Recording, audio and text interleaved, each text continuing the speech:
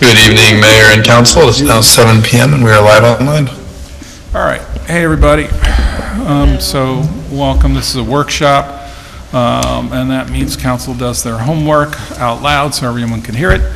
And let me just see who's here. I see the council members, Rhodes, Demansky, Grant, Wake, Weatherby, and Mansfield. Mayor's here. Our planner, Natalie Quinn, is here. Our attorney, Nick Ward-Willis, is here. The city administrator is excused. And here we are. Anyone online? I don't think anyone with the city is online, right? No, that's correct. All right.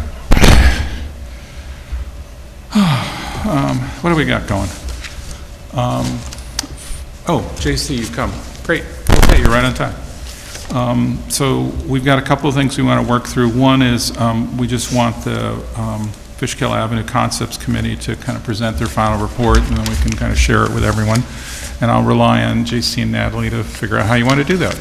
Perfect. I think, JC, you want to start with a presentation or intro? And I would suggest, and I think you guys have had some input on timing, like 15 minutes or so, and then leave some room for questions, because I'm sure there'll be a few. But, you know, whatever you think is appropriate, all right? Yeah. And I'll give you the hook, right? Good evening, everyone. J.C. Calderon. So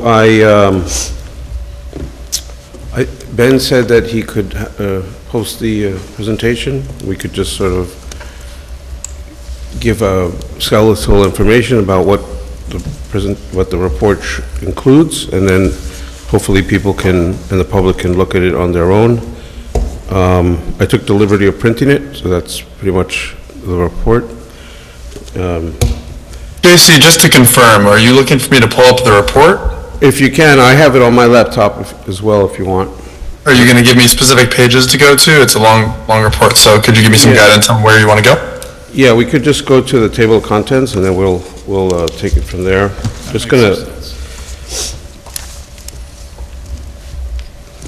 Yeah, I will say that we did try to keep the report pretty short, so the report itself is kind of around 20 pages, but then there's a lot of appendices and work and mapping work that the committee did, so the appendices are what make the document long, but there is a readable portion that is hopefully a little bit more digestible. Thank you, and just feel free to tell me where you want me to go. Thanks. Okay, so again, the report, like Nellie says, has the sort of executive summary, vision statement, comprehensive plan, consistency, and background information that the committee has been reviewing.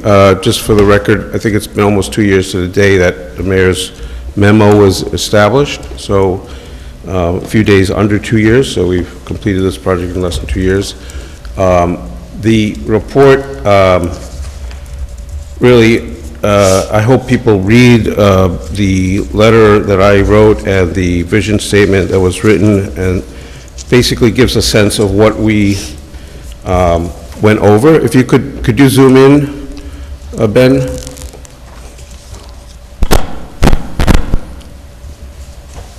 If you can't, that's fine. We wanted to, so the report has outlined the studies that we did on the corridor from Ron's Ice Cream up to Industrial Arts. We basically, I'm happy to really answer questions, but the report breaks down the recommendations by corridor segments. So you'll see we have segment A through segment C. We've studied, for example, the industrial corridor, mixed use, and the Groveville neighborhood. We try to bring background information, references to the comprehensive plan, and then we looked at land use especially. So there's a whole section on the land use and recommendations. We studied the relationship to the rail trail. We studied issues of transportation. So I'll just go through real quickly the different sections so you can have a sense of it when you look at it, hopefully on your own. Do you mind if I jump in for a section Yeah, just go on the executive summary? So I do want to, the board, or the committee did try to, on page 4, if you look at the executive summary, there is kind of the width of, or the span of the corridor that the committee was looking at. And then underneath this image, I think it was important that the committee did try to document the goals that they were considering for this in terms of, so there's a number of recommendations throughout the document. I think those recommendations are broken up into, I would say, probably 3 topic areas. There's zoning recommendations, there's like administrative code enforcement kind of actions, and then there's long-range planning actions. I would say those are kind of the 3 buckets within the segments that JC talked about. But I think to kind of tie those together, the committee did want to document their overall goals, which are on page 4 too, just so you can kind of come back to that, which I think is helpful when interpreting these recommendations, and you have to get down to the nitty-gritty details of what does this zoning language, how does it take shape, right, is, I think, going back to the goals. And then before getting into the different segment areas, the committee did talk about their background and their perspectives that they brought to this, which I think was really helpful. We had a very diverse committee of architects, planners, advocates, teachers, educators, so we had a wide mix of perspectives, and I think we just wanted to document that, as well as what the committee is respectfully proposing as the vision for Route 52 of being vibrant, inclusive, pedestrian-friendly, safe, and sustainable gateway that supports a diverse mix of industries and businesses. And then real quick, we also talked about, as is really important whenever thinking about zoning changes, there's a comprehensive plan consistency section. So talking about what is in the comprehensive plan, how these recommendations align with that, and then when we get into the stage of implementation of some of these recommendations, potential tweaks or language of the comprehensive plan that would need to be discussed.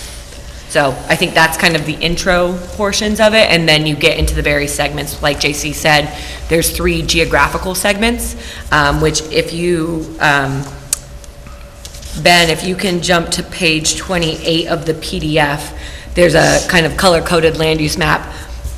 So there's kind of 3 geographical segments of the corridor, kind of the pink, the yellow, and the blue in terms of these areas. And then we broke it up, and then the committee also broke it up into topic areas to get a little bit more focus on housing, transportation, and things like that. So, just...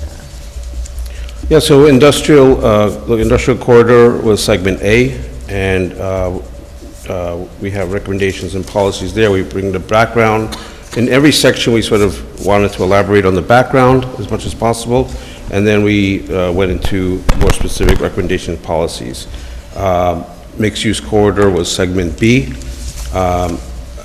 State Street to Blackburn Avenue, right? And there we talked about possibly creating a new district, possibly a Fishkill Avenue FA district, or extending the GB district. It's sort of like we weren't really definitive on either one of those options, but we considered those 2 potential changes.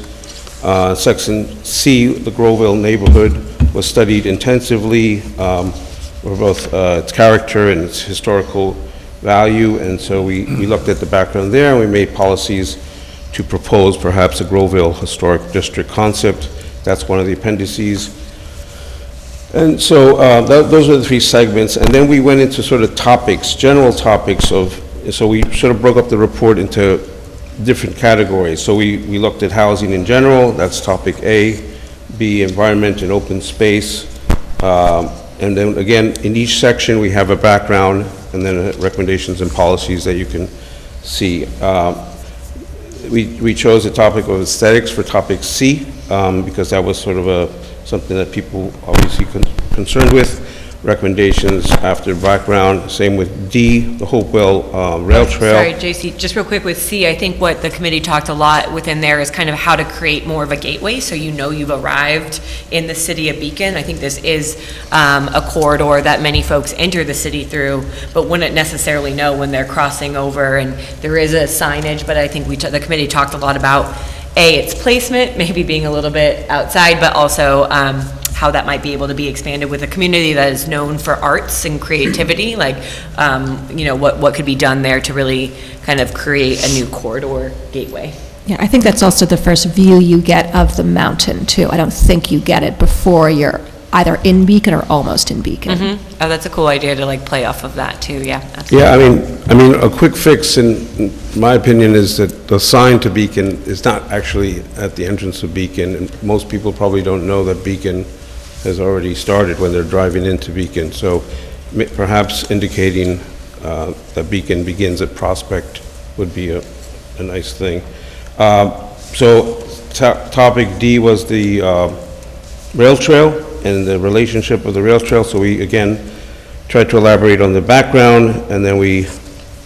And I think for the rail trail, that was specifically broken out of transportation. There's another section on transportation that talks about sidewalks, roadways, things like that. I think the committee really kind of formed around the Beacon Hopewell Rail Trail as being a kind of a key catalyst within this corridor, and something that should be supported. So I think that's why it was broken out into its own topic area, separate from the other transportation recommendations, to kind of highlight the committee's focus on that.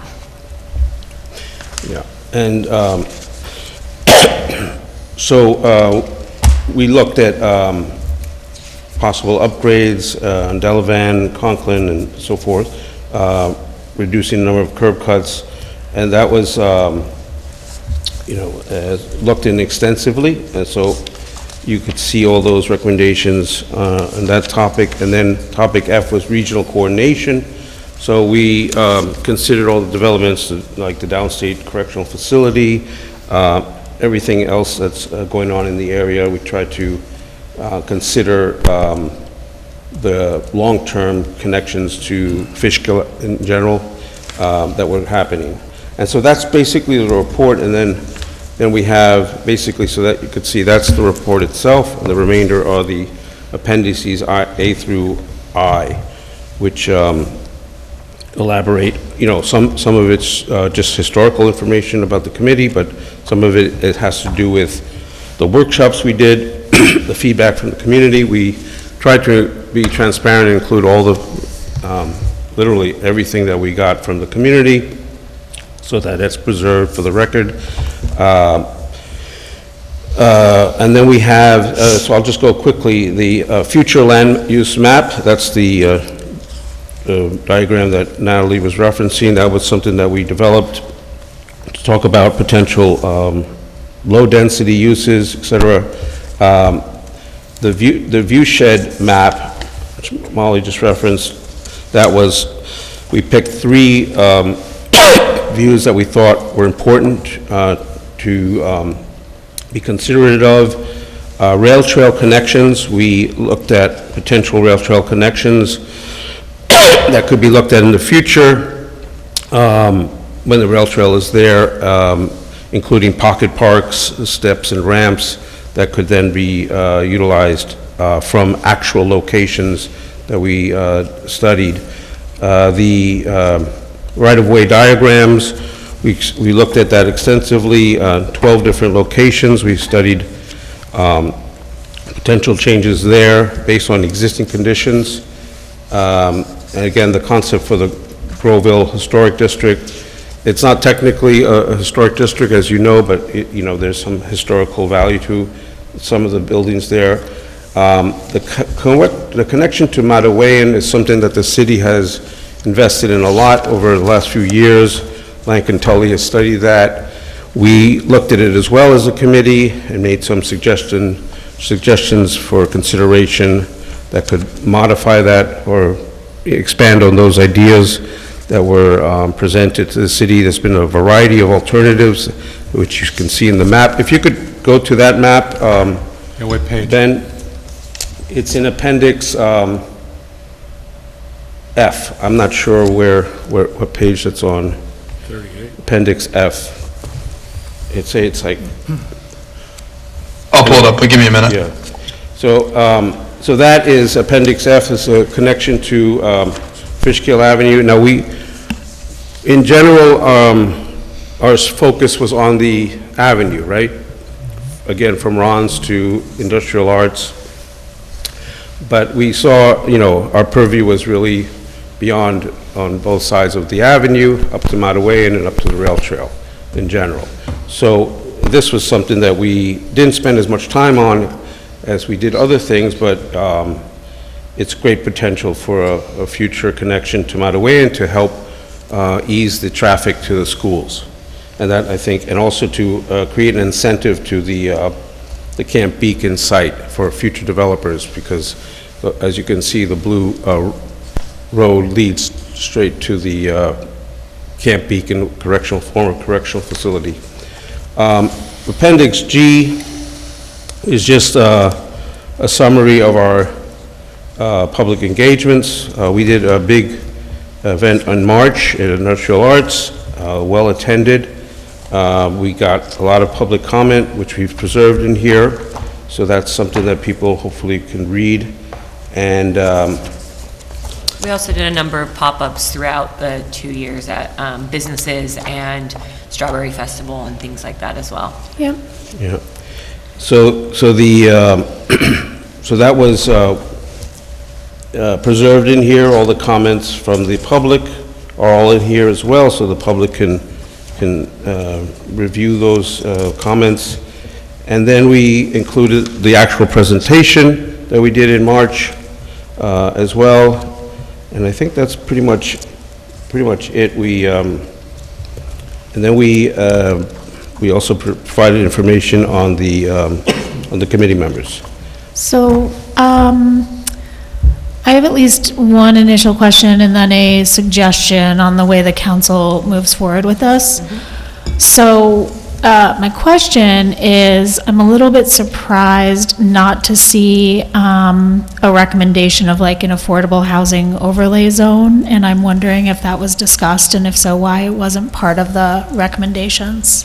Yeah, I think there's discussion of affordable housing and that being added and included within this area, and by facilitating the development of housing in this corridor, that the city's standing affordable housing, mandatory inclusionary housing policy would carry over.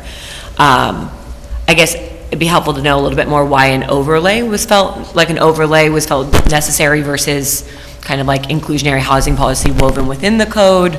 Like, did we want to float it? I guess I haven't been part of the previous conversation, so don't know if Yeah, like I don't a think there floating were overlay was previous- discussed or. Yeah, I don't think there were previous conversations with the council. I was just wondering if it was ruled out for some reason. Which kind of leads to the way I'm thinking about how we take this in. So Yeah. you initially had kind of three buckets that the recommendations fall into. It was zoning, can you just repeat that? Yeah, so I was thinking, so there's about 30 policies altogether, and I will say this is structured like a strategic plan, right, or a comprehensive plan, in that there is overlap, and sometimes the same recommendation will pop up under environment as it does in a section, right? Yeah. So there's 30 recommendations, that probably gets woven down to something smaller. I think the next step that would be really helpful would be to kind of put those in an Excel sheet, and you could break them up into 3 topic Yeah. areas. So one would be zoning changes, which falls to this body. I think the other one would be administrative, Yep. kind of enforcement, code enforcement, things like that. And then the third is long-range planning, which I think would just be thinking about prioritizing those long-range plans. Okay, yeah, that's kind of exactly where I was thinking we might want to go, Yeah. is to just take the recommendations, put them into those categories, and then, the council can either add and also prioritize specifically the zoning and the long-term planning. Flag things for capital plan, and again, just kind of help with what's the high, medium, low, Yeah. so that we can work that into the upcoming capital and any other, a grant cycle, anything else that Yeah. would need to be considered. Yeah. Okay. And then as a reminder, there was some zoning changes that the council did already take up and move forward with, so Yeah. some of those are addressed, but we can have a little checkbox for completed. And Okay, yep, that's exactly what I was thinking. Thanks, Natalie. Yeah. So to answer your question more specifically, we do in housing talk about affordable housing, but it's not as outright a goal as you might have preferred, but it does do reference the goal of maintaining affordable housing requirements, across all zoning districts, including the new Fishkill Avenue district in Groveville.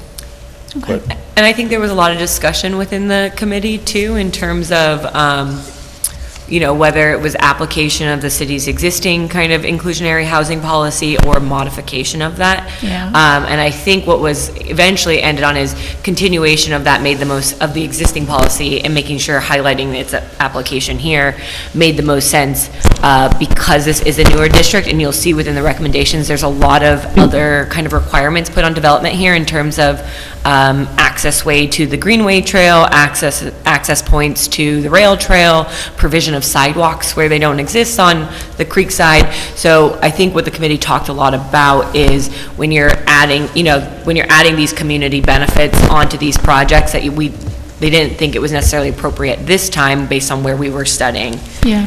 to go above and beyond the city's 10% requirement here, when there's these other community benefits that are being So, Yeah, and I mean, that's something that the council can, discuss as we Absolutely. pick it up. So, no Absolutely. reaction to that Yeah. at this point. part of the, I think, challenge was that the committee had a lot of, there wasn't any consensus to be outright in support of increasing affordable housing as much as increasing mixed use in general, and a variety of improvements, not just housing improvements. So Okay. we were Yeah. interested in the public space improvements. And All good. I appreciate the context of the discussion. Thank you. I just want to say thank you, JC and the committee, for all their work. This is my backyard. And, kind of just, even that you saw the public right away on Fishkill Avenue, and especially with the construction right now, has become so pronounced. I really feel that I've kind of taken a different look at Fishkill Avenue with knowing that, because I have said in the past, I feel that this has been kind of a forgotten area of Beacon, and it is a huge gateway coming in, and as was said, the mountain views from that area, it's like there's so much potential. It's really like a hidden gem over that way. So I appreciate all the work that was put into this, and look forward to the next steps for this area. And you've given a lot of help to the future comprehensive plan on really having this as a piece of that plan, which we'll look at for many years to come. Yeah, well, thank you, Pam. I think, I personally, and I think some of the committee members saw this as like a forensic study of the existing conditions and how, what the existing conditions would provide, rather than trying to dictate what we thought it should be there. I was very interested in understanding the existing conditions, which would then, because as an architect, existing conditions are extremely important in our process.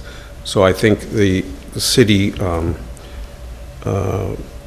benefits by having a better understanding of the existing conditions of Fishkill Avenue. Other questions, folks? JC, I'm just curious, in terms of Groveville, is all the infrastructure and roads there, is that public or private? It's largely private. So the Yeah. roads are maintained by a private entity, Yes, and all the infrastructure below the roads? yes. I mean, yes, so, yeah. So any improvements would have to be through the owner of the... Well, yeah, it would depend on how we wanted to proceed, but, at some point, the city should probably take them on, right? Yeah. We have to be ready to do it in terms of the monetary expense, but if there is my impression was if there is a rezoning there with an expectation of some sort of development there, as well as some preservation further away from the existing buildings, that we might have to negotiate that, or there might have to be a different owner or something. Yeah, no, I see an opportunity for a trade-off between, Yeah. conservation easements and infrastructure, yeah. Yeah. No, I would just, say, listening, and I've read this, both the drafts and the final. First of all, and Pam said this, just thank you, both of you, and the entire committee, please convey that. I know you took the time that you needed to do it, and that's great. And there's lots of stuff there to work with. I think the focus on the zoning and the streetscape for 52 is obviously important. The council will probably take those up next year. There isn't a rush, because we did a couple of bits of zoning changes that we saw, that you all thought were immediate, so we have some time. And my impression is the buildings that were in flux looks like they're stabilizing with some uses now, so they're probably going to stay that way for a while. So I think we'll have some time. I think the Groville concepts you all put on the table, I think make a lot of sense, and they're very visionary, because that area is underutilized near the creek. It's going to be an interesting area. I think that's very interesting suggestions that you all. And then I also think on the access road, your comments are fair that we need to kind of take into account. There isn't a rush on that. I think Empire State Development has other priorities at the moment. Obviously, our transit-oriented development is the main push by the governor's office, and then in Fishkill, there's downstate, so there's some time to sort those. So I think we'll have some time to digest these, but I really do think that you've picked up what was a very brief reference in the comprehensive plan and have put a lot of meat on the puzzle that we can then put into that plan as well as into the zoning itself. So. Ben, would you be able to open up the image under the Groville Historic District concept, Appendix E? Yep, one moment. Yep. So to answer your question, George, it is mostly privately owned, but the first 100 or so feet is currently owned by the MTA, and presuming that the rail trail proceeds, the city would have an opportunity to develop a huge area between Groville and Fishkill, over 100 feet, which you could see on the image. So it's not just the actual rail trail that's not owned by the private developer. It's over 100 feet until the street that's parallel.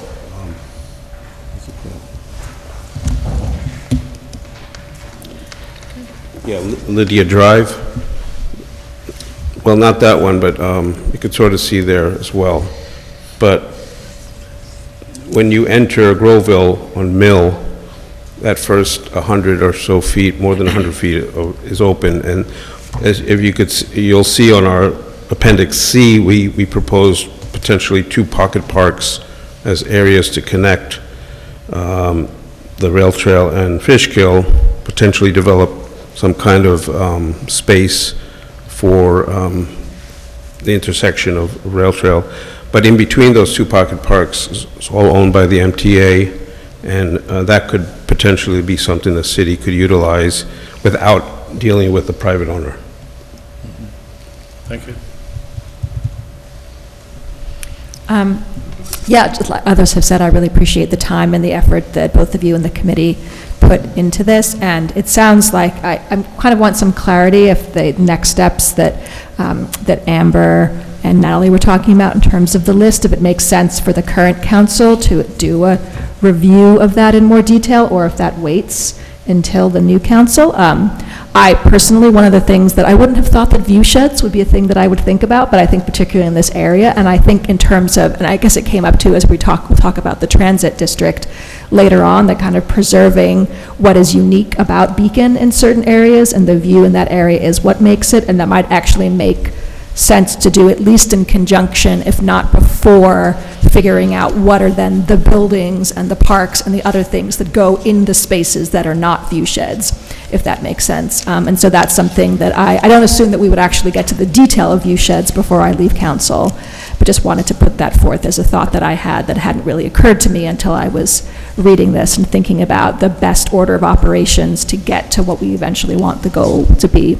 I'll also just name out loud to kind of echo what Amber was saying about affordability, that I think one thing that is common when you work on and improve an area, is that stuff that is naturally occurring affordability, such as what we have in Groveville, tends to become less so, just because it becomes more desirable, which is in some ways what we want, because it helps to incentivize the change that we are looking to make. And also it might mean that there are other protections or ways we want to try to manage that, to try to retain whatever level of affordability we feel we can reasonably aim for. So that's something too that just wanted to name out loud as something that hopefully we're all keeping in mind, both the current and future council, as we look to develop this area for the future of Beacon. Yeah, to add on to that, I sort of have two thoughts. One, this concepts committee has been working for the last 2 years, and so has this council been sitting here, and before, 4 of 6 of us leave, I would be interested in having one more workshop looking at that list of 30 policies to make sure that we're capturing at least an initial round of the thoughts of the current council.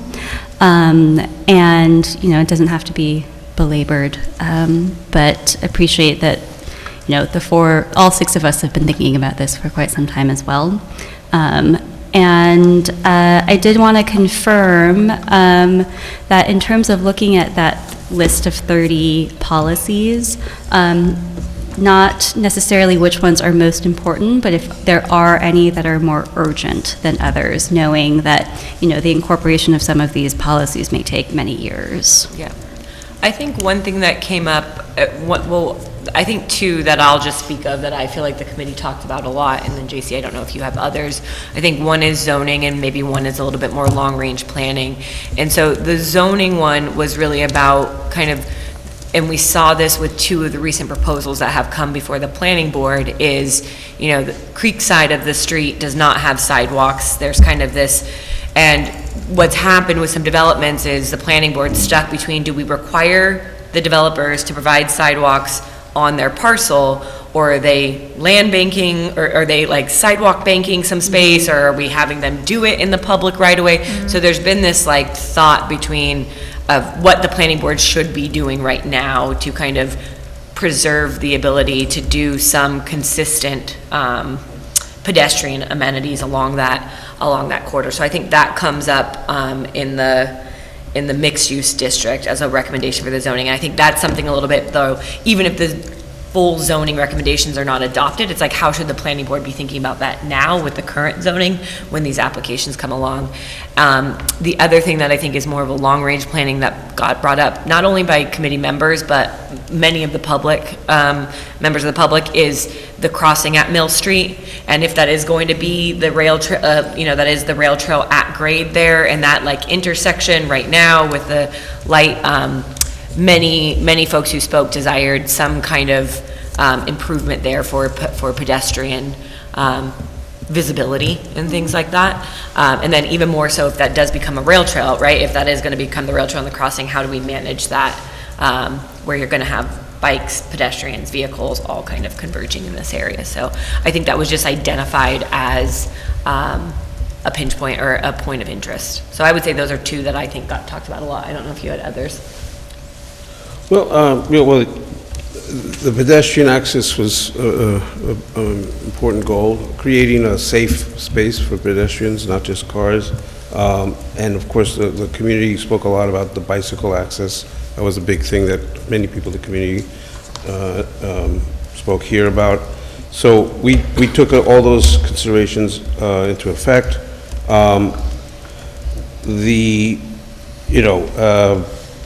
We realize that there's long-term challenges, costs and availability and so forth for that, but that was something that we tried to look at.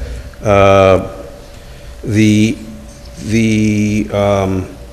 comparison to Main Street, our Main Street and Fishkill was discussed a lot, parking on Main Street, parking on Fishkill, what could we do on Fishkill that's different? Do we want to make it a Main Street? Do we not want to make it a Main Street? How do we see 20, 40 years out Fishkill looking? So those were all the kinds of things that we realize are more long-term than short-term answers, but I think a big consensus on the committee was to create pedestrian-friendly spaces, public-friendly spaces, places that were not car-centric. That was part of our recommendations for the, the car-related stuff.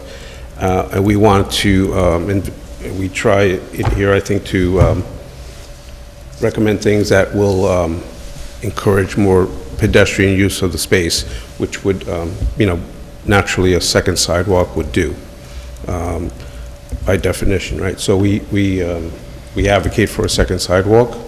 Where that is up to, you guys, but that would be obviously a costly change that we don't know how that would happen, but that's something that I think there was consensus it would be good, whether the developers pay for it, whether the other people pay for it, it's something else, but we think a second sidewalk is critical for the future improvement to pedestrian-friendly Fishkill Avenue. Okay. I totally agree in that area. I mean, even Mill Street, I had the issue lately that, even the road construction sign was blocking the crosswalk sign, and right now it's so faint, you could barely see it. So, and then there's a telephone pole. So it's like, I feel I'm big enough, I should be seen, but all I can think of is children passing, trying to get across, and there are a lot more residents there than there had been. So that is something that I feel should be a priority, to try to look at some opportunities for even the flashing pedestrian lights there, as you're coming into Beacon. And then also with, the creek side of Fishkill Avenue, the one problem that I see now is you have open space from at Townsend all the way down to where Carvana is, that any vehicle can come out at any spot wherever they choose, and it's just really confusing. And I don't know if it's something, that's not going to change until the businesses there do something, or if the city can look at that to say, what, the businesses should put some kind of entry and exits to make it a little safer for pedestrians, bicycles, vehicles in that area sooner than later. One of the things I'd like to express appreciation on the city's behalf is that I think after our recommendation that vehicles were occupying the right-of-way on the creek side, I noticed that they stopped doing that. So I appreciate that the city encouraged Some business businesses owners stop doing to that. stop doing Not that. all businesses, Right, and they could be told But there not clearly to. was a change, because I saw fewer cars on the right-of-way. That was nice. Okay. The one thing I would charge the council, we've only got a few meetings left of the year, so let me give you, if that would be okay, a homework exercise. If you want to look through the recommendations and you have some thoughts, just pen them and we'll aggregate them, because that will make it go a lot easier. Because I think, it is late in the term, but the current council, those who are leaving especially, any thoughts you have are more than welcome, so. And I'm assuming we should copy Natalie on Yeah. any of that? Yeah. Okay. Right. Okay. Just for the record, I'd like to thank again the members of the committee for all their volunteered work. It was a group effort. Yeah, absolutely. Thanks so much. Thank you. Appreciate all of you. All right. Thank you both for coming in. I think, Natalie, you're up for some other stuff. JC, you're here as long as you want, but you can also leave. Yeah, let's keep going. So the next one is, we're looking at the transit district, so the train station area. And who's going to start this up? I think, Natalie, did you do the aggregating, or is it Nick? Yeah, Or is well, it I think both? you'll have, I'll kind of orient to some of the materials that are in the package. So we did, the council did receive comments from Dutchess County Planning as well as the Planning Board. So Dutchess County did comment the matter of local concern without any direct comments. The Planning Board, we discussed this, the Planning Board discussed this local law at 2 of their meetings, the last 2, and then drafted a list of 8 recommendations, and so I think many of those recommendations are incorporated into the draft that you have before you. For example, one of the planning board's requests was to retain and enhance requirements for visualization, view shed analysis, kind of 3D analysis. There was some of that language. As a reminder, very little of the document was changed, but where there was redundancy between general site plan requirements and in this code, redundancies were removed. But there was some areas like this visualization and view shed analysis that the planning board felt strongly, let's keep that language in there so it's highlighted when applicants are coming in that we're going to be looking at this. So that language was retained and enhanced. It was just kind of reorganized.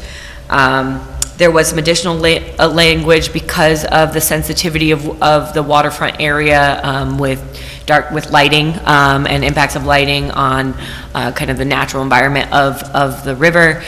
We added some, I think the planning board has a desire to look a little bit more detailed at lighting standards in general in the city. We are benefiting right now from an expert planning board member, but for now we just added some traditional language in terms of dark sky compliance and things like that get referenced often but weren't necessarily stated in the code. So lighting got beefed up a little bit. Direct reference to the Beacon Hudson River Trail, and that's incorporation. And some clarification within the design regulations about metal paneling. There's been confusion back and forth with the planning board. It says no sheet metal siding, which is meant like non-architectural levels, like corrugated iron is not allowed. That got confusing at points, so the planning board wanted to clarify that here. And then also some clarification about all glass walls are prohibited. And I guess there has been some, minor non-glass details put on a wall and then said, okay, it's not all glass. So the planning board wanted to strengthen that a little bit there too. And then the one other, I think, thing is that the planning board recommended modification to the name, the district name, and I think this is up for discussion. They just felt that train station was too limited and they wanted to focus on it. They thought it should focus more on like a multimodal access, right? We're thinking about bike lanes on Beekman, pedestrian access to this area. So they thought something like transit oriented or transit district. Unfortunately, we already have a T district, so we couldn't do just transit district. So I put in there transit station. I'm not married to that. I just wanted to try to incorporate their comments. I think the one planning board recommendation that I did not actively make the change for, but is up for discussion with the board, was they did question the complete removal of the commercial requirement within 400 feet of the train station. I know the council has talked about that at length, so I didn't make that change directly, but I did want to note that that was one of their recommendations as well. Otherwise, the remainder of the planning board recommendations have been incorporated. So I think those were the changes I made. Nick, I don't know if your office made some minor modifications as well. No, I think you've summarized it correctly, and I would just point out that there are 3 local laws that are part of this. Not one local law, 3 segments in your agenda packet. One is the text of the local law, the other is changes to the schedule of uses, the third is the changes to the schedule of dimensional regulations, and the most recent changes are highlighted in yellow to reflect the edits made as a result of the planning board comments, and that's just to the textual content of the zoning law. Yeah, so there was no changes to the dimensional table or the use table since you've last seen it. Okay. And then your public hearing is scheduled for next week. Yeah, I mean, I appreciate the inclusion of the planning board memo. I was in agreement with their recommendations. It's somewhat unrelated to this specifically, but since you mentioned the lighting expert, and I would ask the same thing of the person who's kind of our planting expert, because this came up in our discussion too. I don't know if they just want to do a memo with their recommendations that we can consider across all zones. I would certainly be interested in that. I would be too. Same. Yeah, I mean, not a huge rush or anything, but would, just want to put it out there that would definitely appreciate them, getting that to us. Yeah, and not just about the lighting and the planting, but also there's parts of this new zoning that talk about like almost like the pre-application phase, like what they want to see from a proposal before it even becomes, I think there's new language in there about that, that I know they talked publicly about. I don't know if it was with the council at that same meeting, but I think similarly, if that's a recommendation they want across all zoning districts, or at least more than just this train station district. Yeah. That could also be another thing we could take up, or the council could take up. Which area, sorry, I'm just going through this. Which area is the commercial piece in? Yeah, there wasn't a visual with this one, and I was having a hard time visualizing what north and south were. I mean, I have a general idea, but I didn't know what the cutoff was between the north and the south. So it's West Main. So everything north of West Main is the north lot, and then everything south of West Main, as it turns and becomes whatever it becomes, Train Station Road, Yeah, that's how I read it, is the south lot. and that's how I think it was designed when we did it. Okay. And so is the current law is essentially saying what is north of West Main could end up being 100% residential plus parking with no commercial? I think that's what the zoning said. I think the issue was the 400-foot length got some of that into some of that north lot section. Is that right, Nick? And that's on page 2, paragraph B, Thanks. at the bottom of page 2, where it talks about permitted principal uses.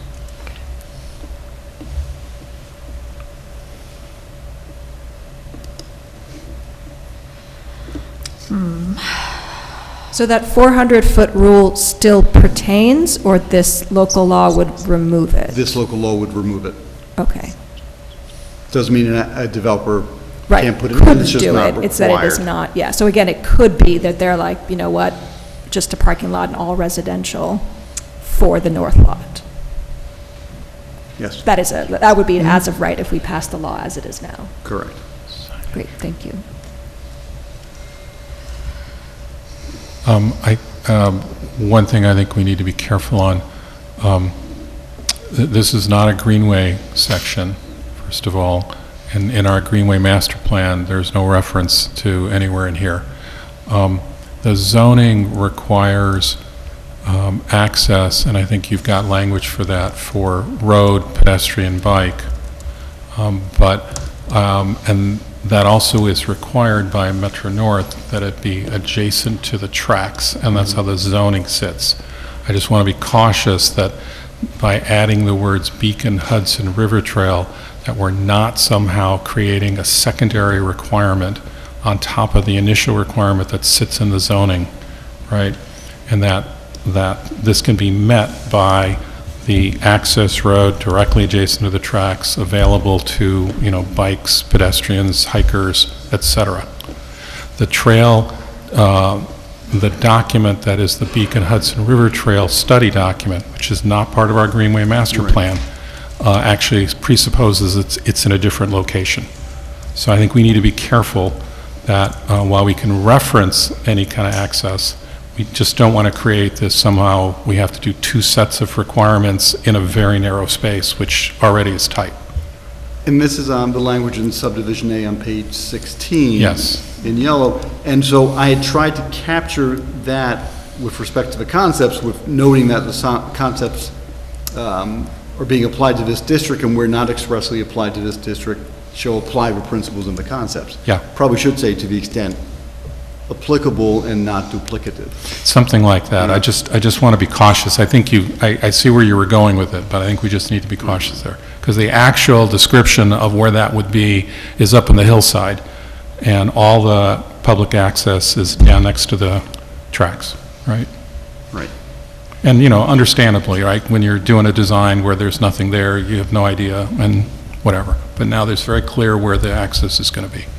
And could you remind me why the Beacon Hudson River Trail in the concept put the trail up on the hill? Was that to make it an easier connection up to 9D? Because they had nothing to work with.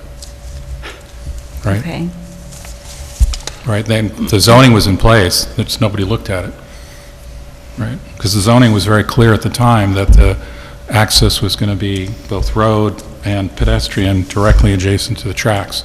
And the study came up with something else. So, Does the developer that was accepted by the MTA, the Rose, did they include a connection to that in their plans? in their proposal? they make reference to it and say that the road along the side of the tracks will cover access from West Main all the way to the end of the lot, which is what's being asked basically by the study. So, in spirit, Yeah. it's what we want. Yeah, that's what I'm saying, that's why I'm saying I want to be cautious that we're not somehow going to end up requiring, two sets of access, when they're not necessary. Right. And given the restriction of what you can build, I think it's 25 feet of the midpoint of the tracks, I think is the restriction, I think. Something like that. Something like that, you have the first so many feet of that lot are not buildable for anything, which makes it extremely logical to put the road and the sidewalks there.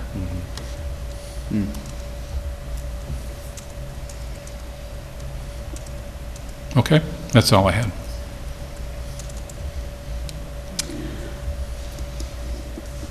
I guess the open question, though, is how do we want to handle that commercial floor area requirement near the station?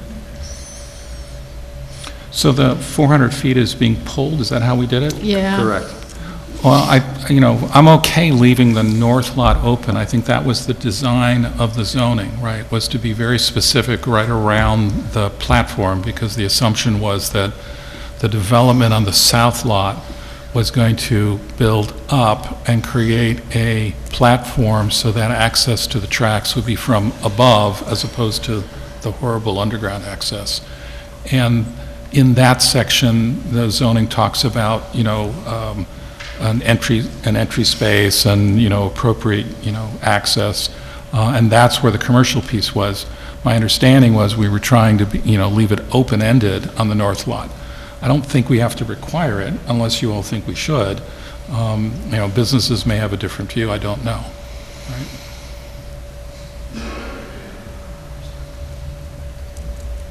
I think the proposal that we saw was for a small amount of commercial, right? I think it was under 4,000 square feet. Yeah.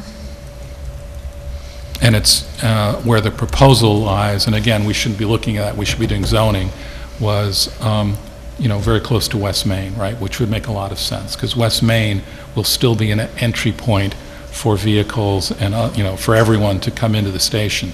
So if you would want any kind of commercial, it would be roughly there.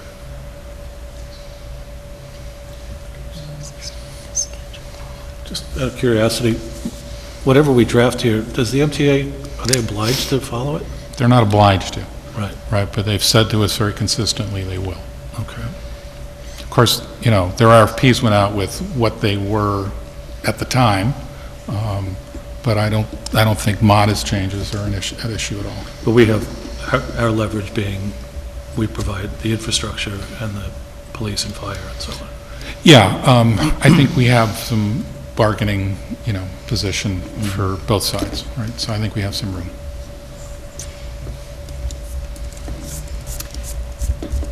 Yeah, I'm with Amber in that I'm not sure about the commercial, but part of that is in terms of not any individual proposal, but just I would like to see commercial in that area, and I appreciate that the south lot might be the better fit for that. Plus, it might not make much of an actual difference from a city council perspective as to precisely where that commercial is, as long as it's accessible. I just do have that hesitancy, and perhaps I'm a little gun-shy given our current overall reality of wanting to make sure that we're still paving the way for future commercial, particularly in an area that sees so much foot and other kind of traffic, and it just, to me, makes sense for the continued growth of that area, not just for any new residences that are going to be going in there as well. So that's the thing that but I don't have a strong opinion as to the best way we as the city council can set up the future we want to see in that area. That's kind of where I am too. Like, I do want to encourage it to a small extent, so that we're not cannibalizing Main Street. But I'm struggling with what that looks like. I don't know. I can't quite figure it out. Well, you raised the issue that I would be concerned with, right? Which is, how do we preserve our Main Street? I mean, the most memorable statement that came from our colleague, Adam Bosch at Patterns for Progress, was he had a metric for how long a Main Street is relative to population, and we're long. But we all knew that. It's like, how do we make sure that we don't cannibalize or preserve? And especially if we're also thinking about Route 52, we should be very cautious. And I would go in the direction of saying that commercial is permitted without necessarily describing how much. And that kind of leave it open-ended. Yeah. And if we find that, it's going in a direction that is disconcerting, then we can alter it, but I would suggest that. Yeah, I'm a little more comfortable with saying that it's permitted versus requiring that it be a certain percentage of the floor area. Because again, I think thinking like a small, like a little bodega type of place or something like that, as opposed to, a huge clothing store or something. Yeah, and I'm thinking actually, again, not trying to control the actual businesses, but what we would be cannibalizing is not Main Street, but as people will go to where they are from, which is not Beacon, and whatever they need on their way home to or from transportation, that is where we would be able to pull additional business into Beacon if we had options that are closer to where they are using us. That is the business I am trying to capture, not necessarily people who would otherwise go to businesses along Main Street in our community. Yeah, so examples would be the dry cleaner, a takeout on the way home. Right, yeah. Grocery store. Yeah. Perhaps pick up- even a daycare center, Yeah. these are things that, again, I don't think we are in a position to make happen, but. What you could Could have do- the option, Yeah. yeah. What you could do, if you wanted to, is to have some language that says as part of any application, an applicant shall discuss and describe the consideration of retail development and why it was or was not provided. So you foster the discussion, but it's not a requirement, so they sort of discussed it. Maybe it gets discussed with the planning board. There's no ability to require it, but there's a discussion of it. And is there the option to say that it is permitted, but not to require the certain space, that it has to be a certain number of square feet or whatever? Yeah, right, Yeah, I yes. feel like I'm a little more Isn't- comfortable with that. Well, it is permitted in the use table, right? So It by is. going Okay. to that, you're going to see there. But I think what often you'll see language when you want a soft push towards something, it's language like encouraged or may include, right? You can specify that in the regulations to make it a little bit more, you could say strongly encouraged. It's not binding, right? In terms of it doesn't need to be provided, but I think, and you could take that a step further with the language Nick's proposed in terms of at least requiring it have either a verbal or narrative discussion with the planning board about why or why not that can be Or of a provided. pre-application meeting, Yeah. which is the best place for it. And I just want to point out, maybe I misspoke earlier too, I don't know if everyone got a chance to read through the planning board's requirement letter, but there was language there, in terms of either reducing the requirement or using incentives rather than mandatory requirement as well. So I don't think they didn't necessarily see, they weren't missing the point completely and why that requirement, that strict requirement is being removed. I think they just provided other suggestions. With the language that we have currently, would that discourage the kind of scene that we see at the Newburgh waterfront? As with all these restaurants on the ground floor, the difference being there would be residential above. But I really, as you're saying, Amber, is we don't want to affect, and this is where the conversation that came up many years ago when the TOD was first suggested, we were afraid of its impact on Main Street. Yeah. And I think that should be the biggest priority, is that we don't want it to be, a draw away from Main Street. The other thing we could do, not requiring a minimum, I actually with Amber on that. The other option, kind of in George's comment, is do we impose a maximum, right? And not sure there. That's what I just heard, George. If I'm translating that to policy is a possibility. Maybe we should discuss that as well as a group.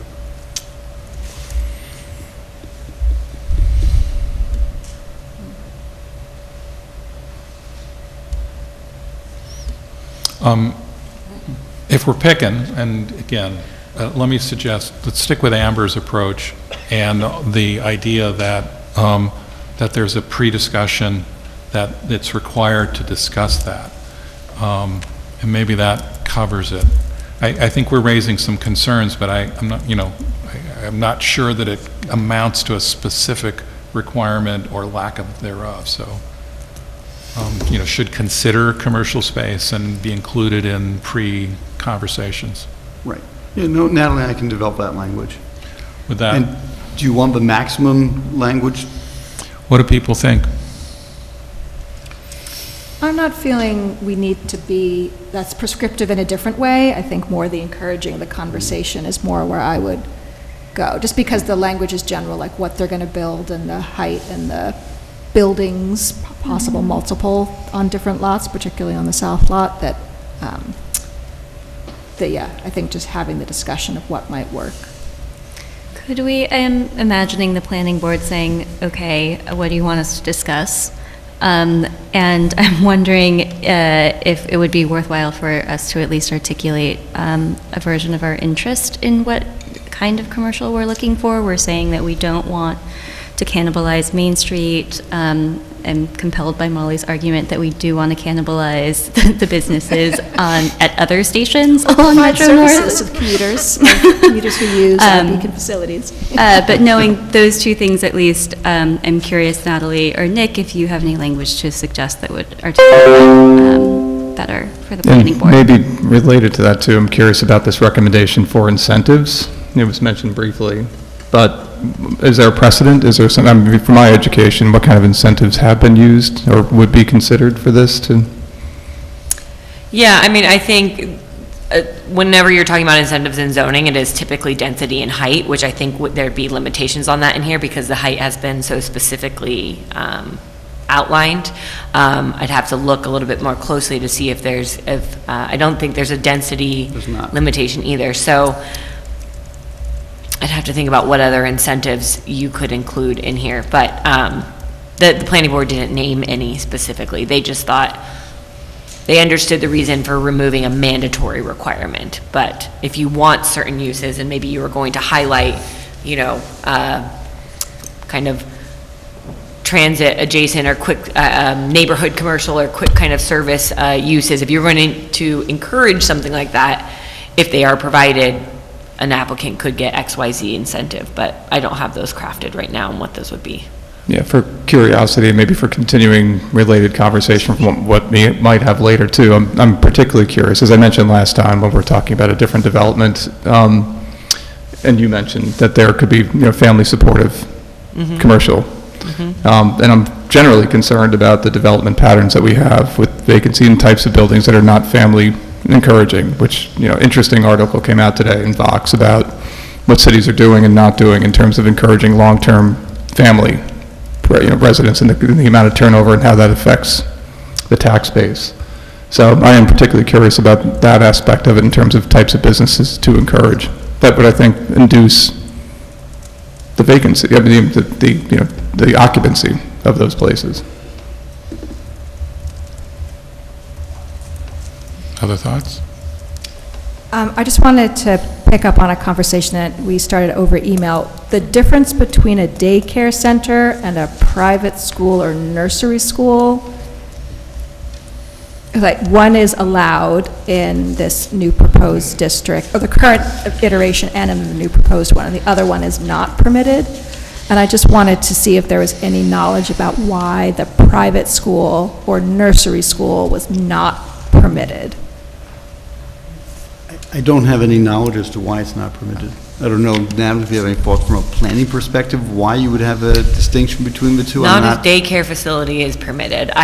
Typically I would look at uses like that and you think about drop-off and pickup times that are often hitting at the same peak time as transit users, right? And so often I could see a justification there of trying to stagger that, but to your point that was made over email is, it could also be the same trip. You could be hitting 2 destinations in one trip, and that dropping children off at daycare while going to the train station parking. So I don't necessarily say that was a strong argument, but that's one that could, often when you're looking at uses permitted or not permitted, you're looking at peak travel times and whether they'll overlap. But with daycare center being permitted and nursery school not, and the definitions being very similar, just with like a few exceptions in terms of age and how many children are involved in this, I'm not quite sure on why the one would be permitted and the other not. Yeah, I almost wonder if this is something that we need to address in the use schedule, because like it almost, I understand the educational concepts now that I'm looking at them. And it just seems like nursery school and daycare should probably just be grouped together, and I wouldn't really then change like any of the other Yeah, and pieces. you often see them called child care facility. Yeah, and maybe. it comes or right now in current markets, you're seeing a lot more adult daycare. So I don't know if you even want to limit it to children, right? That's a good idea. So I've seen a lot of communities where their code only talks about child daycare, and so they're struggling to figure out how do we permit this increasing use of adult daycare facilities. So care facilities or something like that, I think you could very easily kind of merge the concepts of these two into one definition. Thanks And for bringing that up. Yeah, and is that, one of my sort of arching questions is as where, you know, we have a schedule of uses attached to this zoning district, so I didn't know if it was worth having a fuller version of this conversation now, or if there's a separate conversation about the schedule of uses that impacts more than just We this have district. removed reference within this section, so you are now just looking at the permitted use table. So that was one of the redundancies we cleaned up here. yeah. And I do think we have flagged a deep dive on the permitted use table. Yeah, because Okay. my impression is how we got here is incrementally. Right, yeah. Like someone was thinking, we're only thinking about an R1 area, we want to limit the use, so we'll come up with some definition that limits the number of kids. And again, I think it is time that we take a good, clean look at the table of uses, and I'm assuming we're consolidating a bunch of uses. Yeah, okay. Yeah, I In think that we case, should. I'm fine to not have it be part of this particular discussion, mainly because I don't foresee it coming to a head before you might get to that larger review. I just wanted to make sure if we're doing this together, so. I didn't want to let an opportunity go by if this really was the best time to do it, but it sounds like that separate review can happen, so thank you.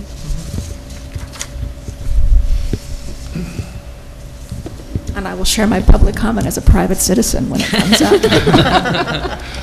I really like the idea of dropping, the old mayor off at the train station before the younger kid goes commuting, and I think it's actually really important, Oh, yes. right? And we have made great strides in our table of uses. It's come a long way. It has, but it's consistently been simplifying, Yeah. right? Because I think Excruciating, so, yeah. It is probably grew. time for another round, although I think that's what drove me off the first time. Yeah, Well, I don't could- take on I the could think of task some other lightly. things. And I will say I your use kid. table is in much better shape than many communities that I work in. I do distinctly remember spending a lot of time on that and the dimensional tables, but it is probably time for another review. I think Okay. George did too. Yeah. Okay. Anything else on this? You guys, you have enough input from the council to make a few adjustments? Yeah. Yes, And it sounds like the public hearing will be going ahead then next week as planned? yes. Great. Yep, and we'll have it ready for a vote, should you wish to do so after the public hearing, or for consideration at your meeting on the 15th. Either way, we'll be ready. Okay, thank you. All right. Next item is franchise renewal agreement. Nick, you're going to tell us about that? I am. To say, I don't have the same vim and vigor on this topic as I do for zoning. I feel like we've talked about this like 5 times. You have, but what we haven't done is we haven't brought you a red line version. Okay. So I have, and I did apologize, we did send it to you late. It's going to come back to you again because we're not at the final version, so I'm going to provide you with a quick overview, and you'll have time to look at this. So the franchise agreement is up for renewal, as you know, and we have workshopped it previously. What you have now is a red line version with some of our comments. So the request from Altice, formerly Cablevision, and now Optimum, as of a recent vintage, they've changed their name, so they now Optimum, is in red. Their changes are in red, ours are in blue. A lot of them, I would say, are legalese. They've changed, instead of the city of Beacon, they call it municipality. I think that's in an effort to standardize it, so that they have standardized agreements.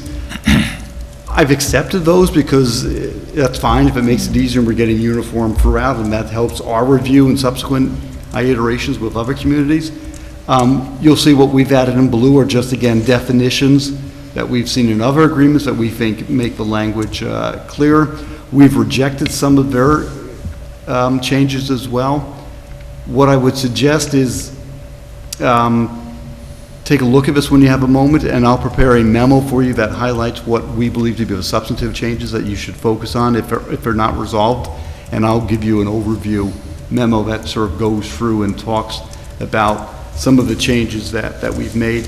One of the, again, I could walk you through it, but section 18.4, for example, you have the right to do an audit. They pay you a franchise fee based upon the number of customers and the dollars they've received. In the past, you've done an audit. They wanted to limit it, that you can only go back 1 year. We pushed back and said, no, the statute allows us 6 years. We're going to go back and retain those rights. They've also talked about how revenue is defined, and they removed advertising revenue. They don't have advertising revenue just in Beacon. It goes across all the communities. So the prior agreement said Beacon would receive a percentage of the revenue based upon the pro rata number of customers in Beacon to the total customers. Seems fair. So we'll have some of those arguments. We haven't landed yet. I'm going to have a substantive discussion with them on Wednesday. So happy to walk through some more detail with you, but I think a lot of the issues will become clearer, and either I'll just provide you with a memo, we'll put this on for a vote and see if you're ready for it, or I'll bring back to you what we view to be the significant changes.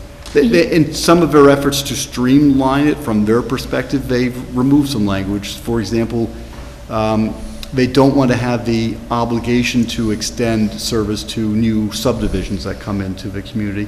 I think that's just a reflection of the changing way in which services will be provided.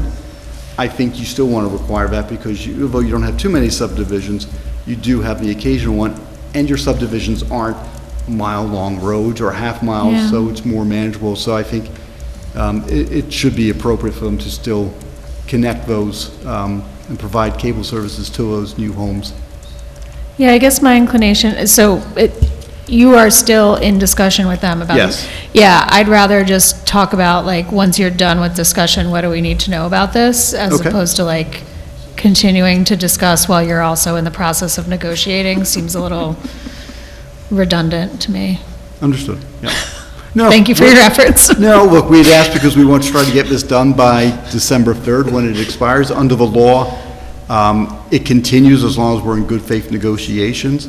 If we actually adopt a resolution saying we're done, and they then have to, within like 60 days, remove all their equipment. So we're going to continue to negotiate with them and get this across the finish line. So we brought it back on the work session because we did have that December date and wanted to update you.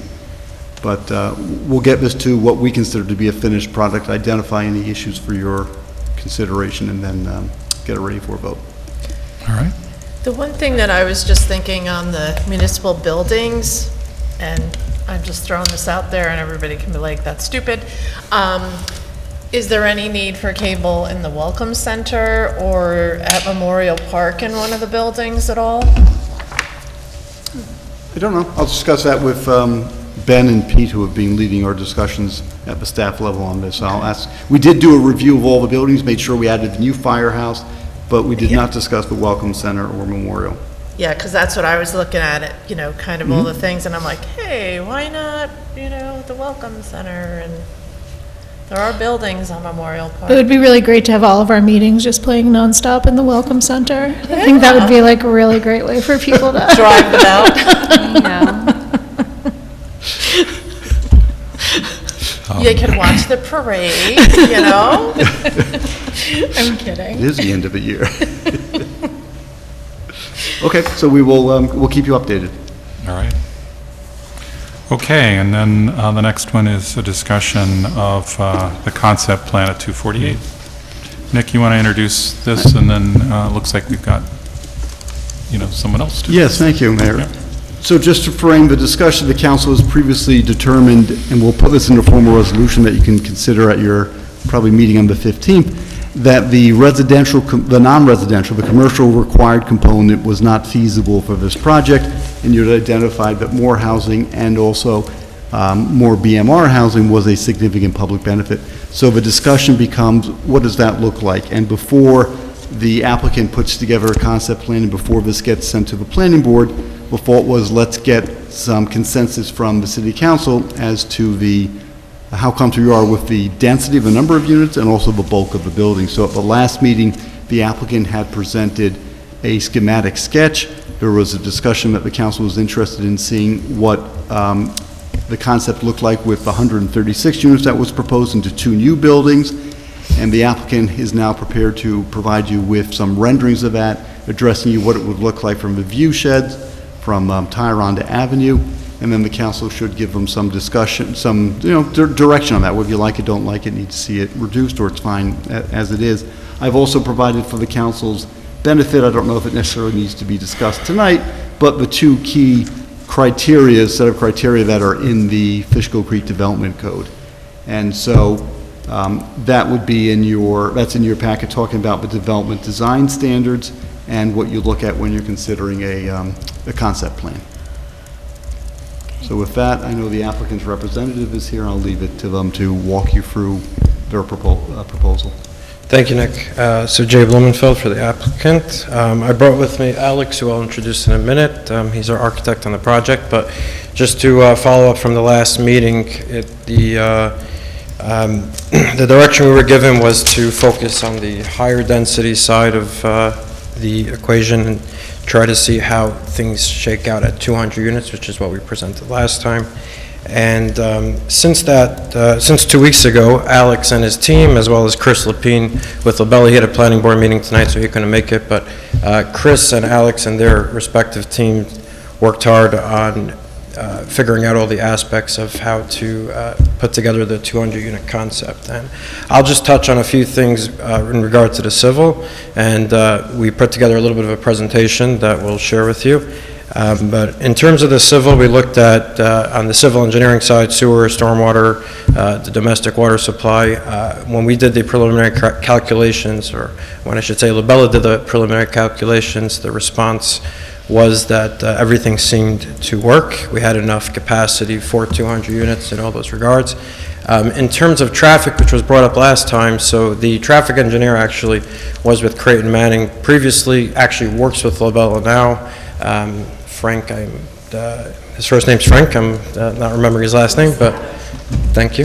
So Frank and I had a conversation on Friday. He didn't put together an official memo, but he did say that based on the data that they've reviewed last time, which had 64 units in the commercial building, to change that to 200 residential units, he did not foresee that being an issue. But all those studies will be forthcoming, and we'll adjust based on what we hear back from the council. We're here to present and hear the feedback, and we will keep working on it accordingly. I also wanted to touch on, before we jump into the presentation, what Councilmember Mansfield had mentioned last time in terms of the BMR units and looking at keeping it consistent with the existing BMR units. So I don't have an answer right now, but I did want to acknowledge that, and we spent a lot of time looking through the financial implications and how that will work across the board. We're hoping to have a concrete answer next meeting. I just don't want, I'm not saying yes, I'm not saying no, but I don't want to commit to something that we're not 1,000% sure that it works. So I just wanted to touch on that before I jump into what's on the screen. So I guess Ben had the first slide up for a second. I think you could put that back up.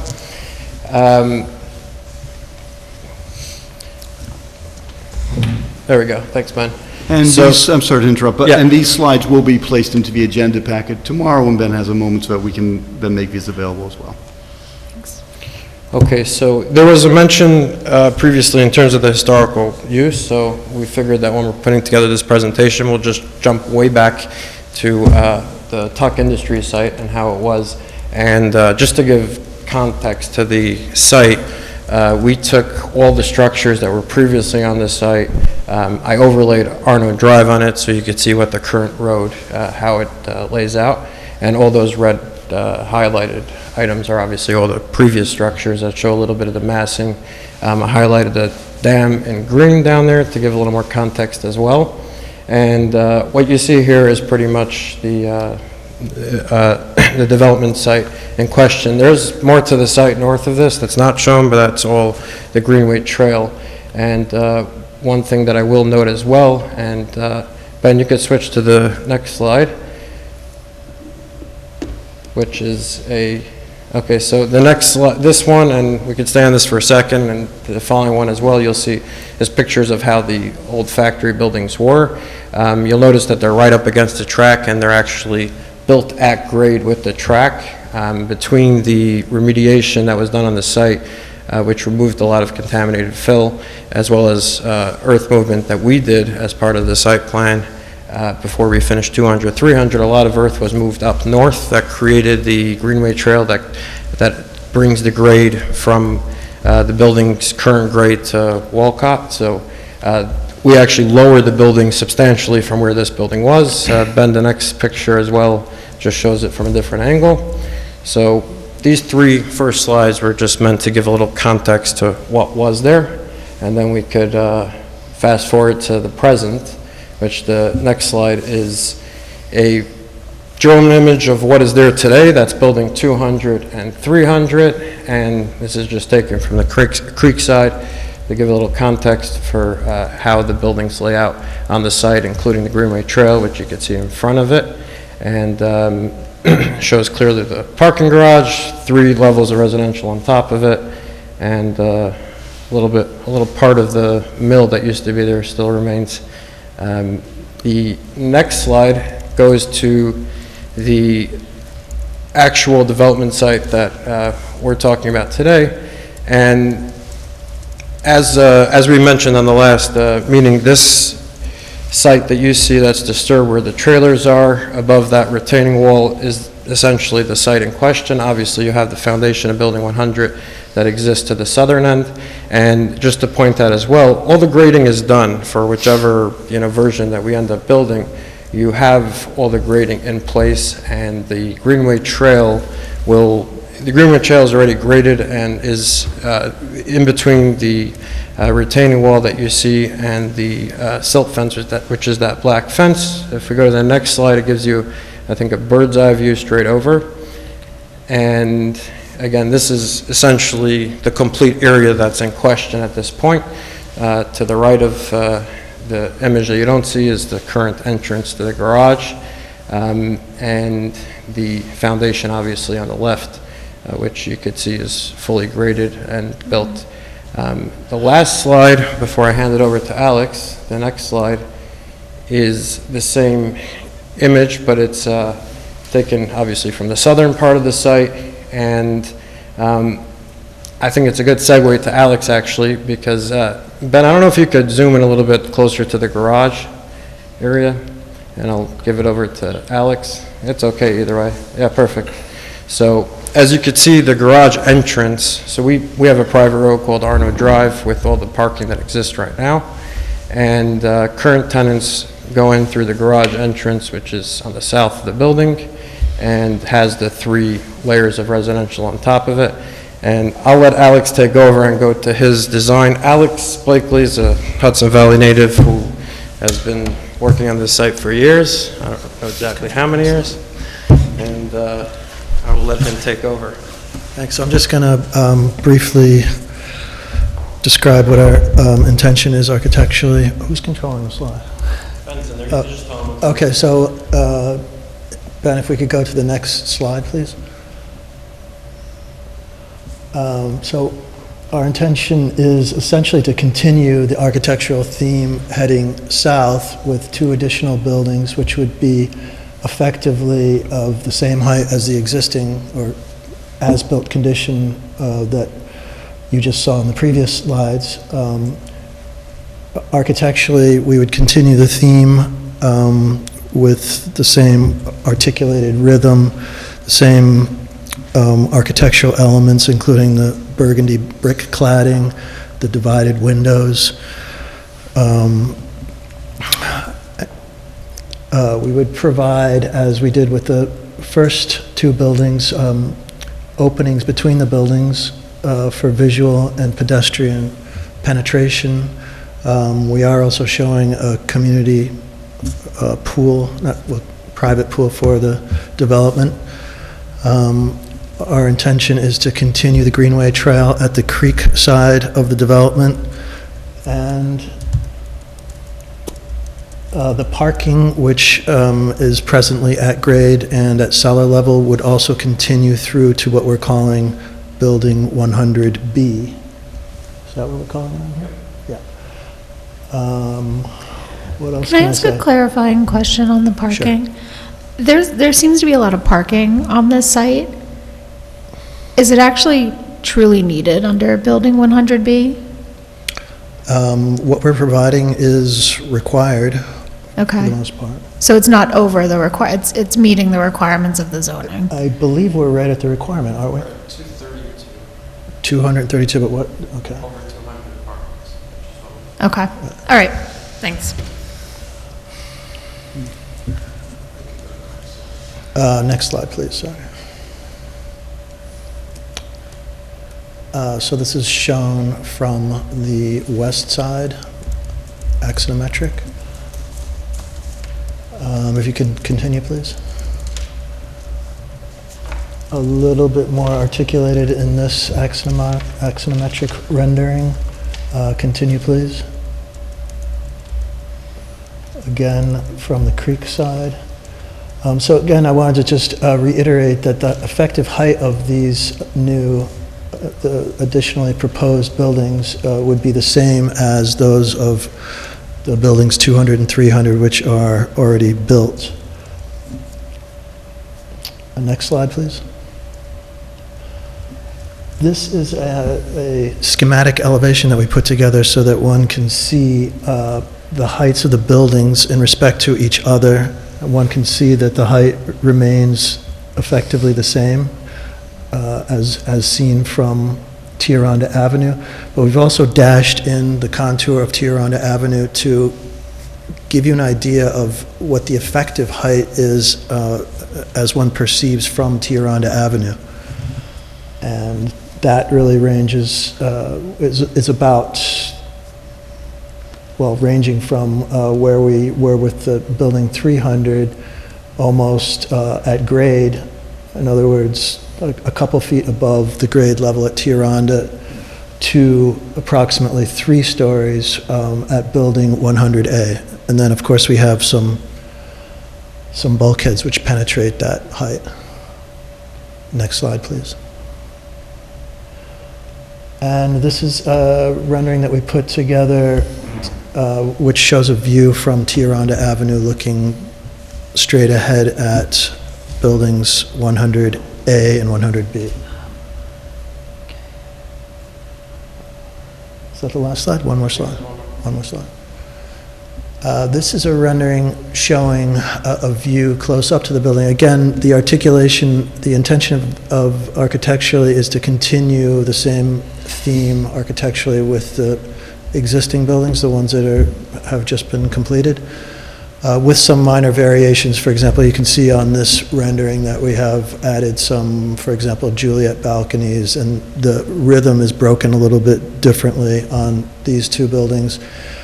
Also, you can see in this rendering that we have a amenities area which is articulated and clad a little bit differently than the rest of the buildings to demarcate that use. And that's it. Any questions?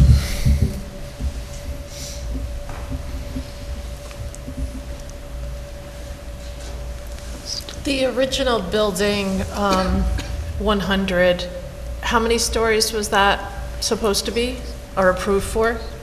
It's 3, the original what did we start with? We started with 3 stories, and I think we went to 4 stories at one point and then scaled back to 3 stories.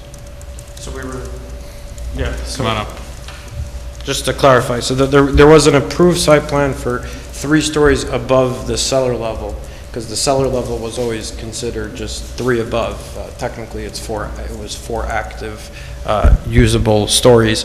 We scaled it down to 2 stories above a cellar level due to a fire code item that was discussed at the time, I think between you and Dave Buckley, about a second entrance being needed for commercial if we hit 3 stories. So without commercial, that's not really a factor here, but there was 2 iterations of site plan approval. The currently approved plan is 2 stories above the cellar level. And this is 3 stories above the cellar level? These here? That's And that's currently what 200 and 300 are? 200 and 300 are 3 stories, the same, but this one, the difference with 100A is that you're seeing what we're calling the basement level from the front, because the grade slopes down. So the height is staying the same at the top, but the grade is is coming down. Towards the creek? Or towards? No, towards south. Okay. Do you have a slide? Doesn't one of your slides show that? Yes, the diagrammatic elevation that we showed. So we're seeing more of the buildings, these 2 new proposed buildings. You You're actually see seeing more of the them. building, yeah, because the grade slopes down towards the south. I don't know if Ben wants to put it up. I think it's 9. Sorry, I couldn't hear. You were a step back from the microphone a little bit. Which slide are you looking for? Put up number 9, if you don't mind.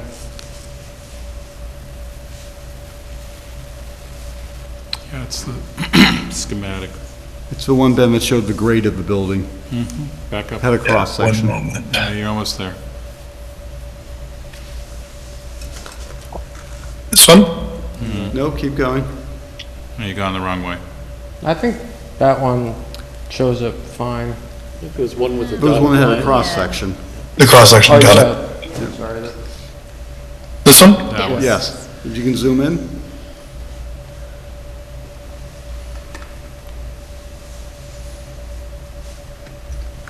So if you can just direct us to the 2 new buildings and talk about the grade and the stories.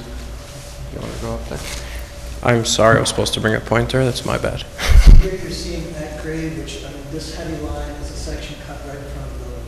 So there you have 3 stories as seen from that section. And as the grade goes down, effectively right in front of the building. Just so you know, we can't pick you up on the microphone, so Well, I could talk and you could point if you want to try that trick. But I'll just speak louder, so the grade. That doesn't work, I'm sorry. yeah, it's fine. What Alex is pointing to in the heavy black line is the actual grade by Arnold Drive. The dotted line, the gray dotted line that he's pointing to now is your level from Tyranda. So from Tyranda, if you go all the way south, as far as possible, looking out on the buildings, you'll see there's 2 stories all the way to the right, plus a drop of a 3rd story, plus the bulkhead. So that's what you'll have essentially above the Tyranda grade. And what happens over here is that the parking garage that exists currently by 200 and 300, plus the 3 stories on top, essentially get fully carried over until you hit the existing foundation that Building 100 was supposed to be in. On that foundation, to true up the levels with where you're coming from with Building 200 and 300, you'll have an extra level there in between, which we were dabbling with some duplex units that would be like multi-level units, and then the same 3 levels on top, so you all end up at the same grade above Tyranda, well, the same height, I should say, even across all 4 buildings. Did I describe that correctly? So the following slide after this one, it shows all 4 buildings. Is it the same drawing, but it's that one? So you see 3 stories there, and that's the view from Tyranda, is that correct?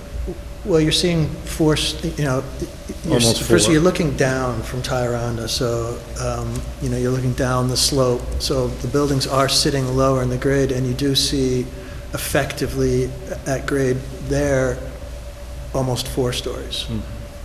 But again, as by zoning definition, which takes the height from the street, That's why we put in the dashed line, so you could read it from the street. It's really 3 stories.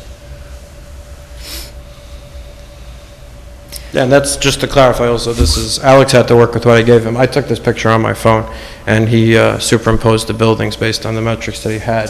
So that's whatever height I am from Tyranda, right across from where the development site would be, which is what we understood, at least the desire last time, to get this vantage point. And I think it matches a lot of what you see in the Fishkill Creek District in terms of the stories above grade and a level of parking below it and so on.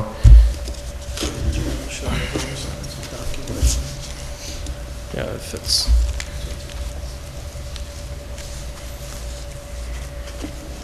Yeah, if it's of help, I did prepare a slide that I gave Ben that I said in case it comes up. There, we did go around to the Fishkill Creek up and down and looking at the existing buildings that are there. And if it is helpful, I could run through quickly going from this building north. There's nothing really developed south, and showing what the other development sites do look like. But I'll leave that up to the council. Nick, maybe it would be helpful at this point to kind of look at your memo and just like run through what are the points that the council should be considering? Certainly. So in the agenda pack, if you pull up our memo on bottom of page 1, we go through section 223.41.13F3B, and then has 8 factors that the council should consider when reviewing a concept plan. So again, we're not getting down to the details. There are some elements of the design guidelines, but the first factor is that the proposed Fishkill Creek development project is consistent with the purposes and requirements and otherwise in the public interest. And we'd have to go back up to look at what is set forth as the purpose of the district. That the proposed Fishkill Creek development complies with the Fishkill Creek vegetative buffer requirement, which I believe this does. It's set back from the creek and it's not encroaching further than the existing buildings. 3, that the project meets the development design standards that we're going to talk about in a moment, and that the project is consistent with the comprehensive plan, the Creek Greenway and Heritage Trail Master Plan, which again, I think this is based upon housing and also the trail that's already been approved for this project. Number 5, that the project is planned as a cohesive unit with comprehensive plan for ingress and egress, open space, landscaping, signage, circulation, utility service. This plan does provide for the existing utility services, so there's no utility services. There is a plan for the ingress and egress, and you've seen the open space. You haven't seen the landscaping, but you would get some sense of that from a general sense when you're reviewing the concept plan. That the land use relates visually and functionally with the surrounding land areas and land uses. It's a residential area, you have residential uses, and it's consistent with what you've approved already on the site. That it's sensitive to the site's relationship to the creek and is designed accordingly. Again, it's set back from the creek, and however you interpret that requirement. And then number 8, that the site is proposed to be developed in a way to maximize important views and view corridors throughout the development, and that the site layout and design has incorporated, protected, and or enhanced important views and view corridors. Again, you saw what the existing prior building was. You saw that there is the Greenway Trail that provides access to the views, and then you'll make your determinations with respect to the views from Tyranda Avenue, both as proposed and as were pre-existing when it was previously developed. And then there's the design standards, and there's a large number. It goes on for several pages. But basically, let's see if I can pull out the important ones. And Natalie, if you have any or are familiar, please jump in. I guess with the design standards, though, like, to me, it feels like the design standards have kind of already been approved because these buildings look the same as like, it's not like they're introducing us to some new construction type that they want to do here. No, that's correct. It's meant to complement the existing. I feel like if we were okay with building 2 and 300 from a design standard perspective, like, I'm not sure that we can really now say that we don't like the design of building 100. I think that's a very fair point. Yes. Okay. Yeah, I mean, I think what we're debating as a council, if we, at the most general level, is does the extra building get us more affordable housing? And are we okay with the extra buildings? And I think they've proposed buildings that look just like the other ones. So I think it comes down to that high-level question of, number of units going to 200, is that the number? Yeah, the proposal is an additional 136 units between 100A and 100B, and that would bring the full unit count to 200, and all those 136 units would be inclusive of 20% BMR units as discussed. So I think that so the applicant can prepare the concept plan, the council needs to, if it's ready, either say additional information you need or give some guidance as to with respect to the two buildings and the unit count.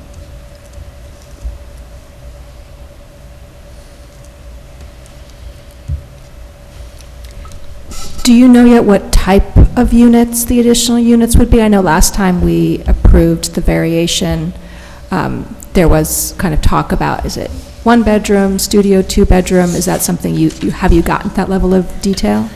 So it's preliminary. What we fit in 136 units was studios and one bedrooms, which as a whole, when you zoom out and look at the 200 units, would make 75% of the development studios, one bedrooms, 25% would be a mixture of 2 and 3 bedrooms. And I could tell you the preliminary count that I had was 56 studios, 81 bedrooms. That is subject to some change as you start to figure out, and Alex does his drawings and figure out exactly what goes where and so on, but I think it would be close to that, it's fair to say. What's the mix of the existing buildings? Sorry, I said, what's the mix of the existing buildings? Mix of the existing buildings off the top of my head, I should have that written down. But it's mostly 2 and... It's mostly 2 and 3s. You would end up with, I think, close to 50 2 and 3 bedrooms. And that would turn into, I think the number we calculated was like 24, almost 25%, 24 point something percent, 2, 3 bedrooms, when you're looking at 200 units. –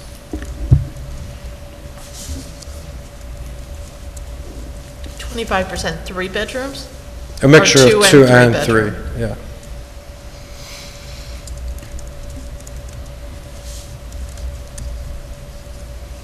I was only mostly asking that because you cited the purpose section and going back to the purpose, and the purpose does specifically talk about mix of residential, mix of uses as well. So I was just asking that in terms of like what's there and are we adding to the mix or detracting from kind of variety, I guess. Yeah, I think the mindset was very different, however many years ago this was that it was first proposed, and we were trying to maximize square footage, so what ended up happening was there was a lot of 2 and 3 bedrooms units, which is... I'm really curious about the data that demand looks like in the city overall in terms of this, the idea that no family units, these 1-bedroom studios versus family supportive. We've been talking about a housing coordinator position. I would assume and hope that would be one of the things that we gather early is an understanding of what vacancy rates look like, what demand looks like for these different types of uses.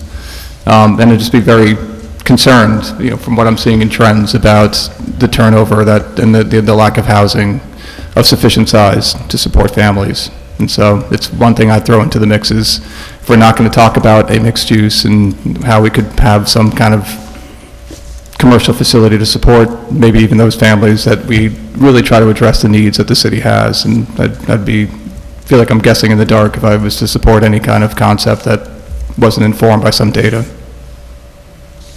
I take your point. I think that our own observations is that we've only rented 1 3-bedroom unit. I think that's the hardest unit category that we have. I think across the board, and kind of what we discussed last time, is that as we're able to proceed with the second phase of this project, I think it'll help across the board to lower the prices, which will help with occupancy as well. It's not just lack of applicants. We do have to stick to a certain number that's relative to our cost of construction, and I think that ending up at 25% of 2 and 3 bedroom units is still higher than most developments in the area. Yeah, my impression is what we've been building in Beacon is smaller than that. And my other impression is, the bulk of the city's current build-out, which 80% or more of the land is R1, meaning single family. And I'm not sure that, that the larger units is where the world is heading. So in terms of family size, in terms of other things, and we certainly have plenty of R1. And I think to your point earlier, the Vox article specifically mentions the single family, as I think that's the first thing it mentions. It was a good article. It goes through a lot of pointers and mentions a lot of that mid-size duplexes, townhouses that's missing from the equation as well. Well, that also sets up the ability to shift from one size to another as a family grows, and having that mix to be able to do both in the city is a good thing. So I'm okay with this. If anything, I would lean toward something a little bit smaller, which I know would end up with a smaller percentage BMR, but, that's where I kind of sit, so. Would this require a public hearing? It would. So the process is that for the concept plan approval, the planning board or city council would have to be the lead agency. Previously, the planning board was lead agency, so concept plan requires a secret review, a determination of significance, and any additional mitigation that would need to be examined.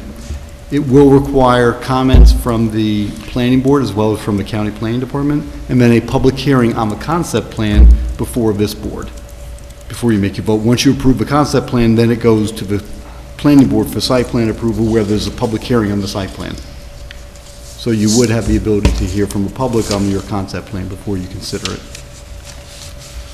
If I may piggyback also on the mayor's comments, I wasn't really planning on discussing other options tonight, but just to throw it out there, and I'm happy to dive into further. One of the things we've been looking at as well, when we're looking at the financial implications of this, is that the real big cost here is moving the parking garage, not moving it, but expanding the parking garage straight across to hit the foundation of Building 100. The way that we look at it is that we need that critical mass of getting to that 200 units or very close to that to pay for that work. I mean, parking garages are extremely expensive. If the council wants to have the conversation, to us it's like if we get rid of the parking garage and there's a drop in cost, but then, obviously you lose a lot of units because we don't have the parking and so on. So I don't, I could tell the council confidently that if we were at 110 units, this would never work, because we would still need the parking garage for enough parking, but you wouldn't have enough, units to be able to pay for the parking. So there's a drop-off point. So if the council wants to get to 20% BMR, I think the next level down that we could propose is that we go away from the parking garage, we get enough massing for the 20%, and I'm not saying we for sure could do that, but the very basic numbers that we looked at, I don't know if, Ben, you had the site plan? I don't know if you want to pull up the site plan. I could No, show you. it's Okay, fine. so- You actually gave me a good response, which is, why you need the units to get that percentage. Yeah. All right, that's fine. Sorry, Jay, did you say you wanted me to share something? I didn't hear No, you we're very good. well. Thanks, Ben. Okay.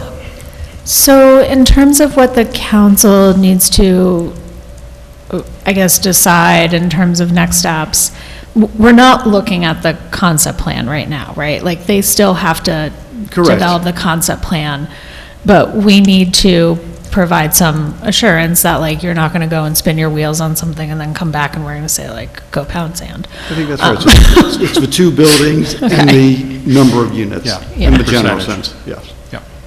And I guess just a general comfort level with the site schematics, because the concept plan will come back with more detail on that. So if there is a big concern or question about the view sheds or the height, that's something that we need to advise now. That's correct. So I think the way I would look at it is, first, is the council comfortable with a plan proceeding that has two new buildings, 100A and 100B? But we wouldn't have a formal vote on this until the concept plan. No, that's is correct, presented. yes. But if there's a strong objection to it now, in fairness to the process and the applicant's time, that it should be set forth, or set forth what the concern is. Will this happen in December, or in 2026? How about maybe 2026? It's going to be 2026, but I think this council would be adopting a resolution to waive the non-commercial component and then identify what the public benefits are. And I think you'd want to, in that resolution, add some language about sort of what your thoughts are to give your successor some guidance. But you would not be approving the concept plan. That would be in 2026. Fair. Okay. And so you said you'd be able to come back the next meeting or sometime within 2025 with the numbers regarding the AMI and the below market rate on the existing?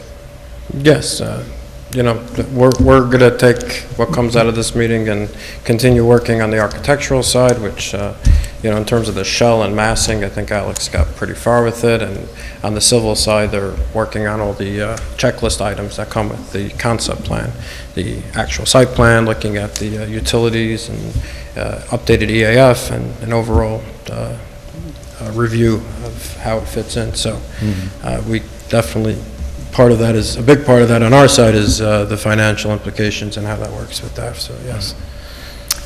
I know one of the things that was talked about, the planning board about the building 200, 300 was the rooftop structures and some consternation around how those played out. And I'm just wondering for the city council, is that a level, maybe a question for Natalie and Nick, is that a question we should be weighing in on as part of a more detailed concept plan? Or is that something for the planning board to deal with, should it get, Right, so what the council has done in the past on similar things is identified areas of concern that you've asked the planning board to look at. So if there's a concern about rooftop appurtenances, you would ask the planning board to examine that with respect to the height, the bulk, the color, and how it impacts the view shed. Yeah, I think that's, to be fair, I don't remember the full specific details off the top of my head, but if we're going to be potentially doubling that, and there was questions, I would like us to use whatever agency we have to, you know, address it as best as possible. Yeah, doubling it and a slightly lower road elevation means that you see more of that top floor, which, I don't know, in my mind is not a prohibitive concern, but something to consider by whoever needs to consider that. Right, and that's something that typically at the planning board level, they would design either with barriers or with trying to spread out the bulk or with the color of the material from a site plan perspective. Was this regarding the AC units? Is that where? I think so. I'm not, to be I fair, will- I'm unfortunately, I'm saying a thing that came across, but I don't have the details, so I'm not, but Yeah. you probably actually know better. No, I think there was a lot of concern about the AC units and where they ultimately were placed and the screening and so on, and I'll be the first one to say it was, I'm not going to go into the whole story, but we were very pissed off about that. So let me bring it back to where I think we've got to make a choice. At this stage, which is not a concept plan, we're getting a sense of the council, 2 buildings, same height as the other buildings, 200 units, 20%. Yes. Yes, no? Yes. I'm on okay on that. I'm okay. Yes. Yeah. I'm okay. And regarding the rooftop structures, given the experience in building 200, 300, Out if of there's order. something helpful. I just say, at this stage, just let's wait. Okay, we'll get there. Well, no, I'm just giving direction for the Okay. if we're saying yes to the Cool. concept plan, I'm saying this might be a part of the concept plan that is useful to address. From a We'd like public to see it done a opinion. lot more tastefully. Yes. Great, you know. Yeah, I would defer that to the planning board So I with a think you memo. had myself and Molly were yes, I think I heard George. Yep. Anyone else? Sure. 5. Other opinions? So, sounds like move right. forward? Yes. And we're working with those parameters right now. Okay? Because that's where we have to get tonight, right? Correct. It's not a concept plan yet, but that's coming with those broad parameters. Okay? Alrighty, appreciate the time. Yeah. Happy Thanksgiving. Yes, thank you all. Okay, cool. 2 more items. One is just to announce the next meeting. The next meeting will be a full meeting. It will be here on Monday, December 1st at 7. And then I'll look for motion to go into executive session to discuss real estate. Motion and conduct no further business after. Okay. Second. So that was Amber and Molly, all in favor? Aye. All right. Thank you all. Recording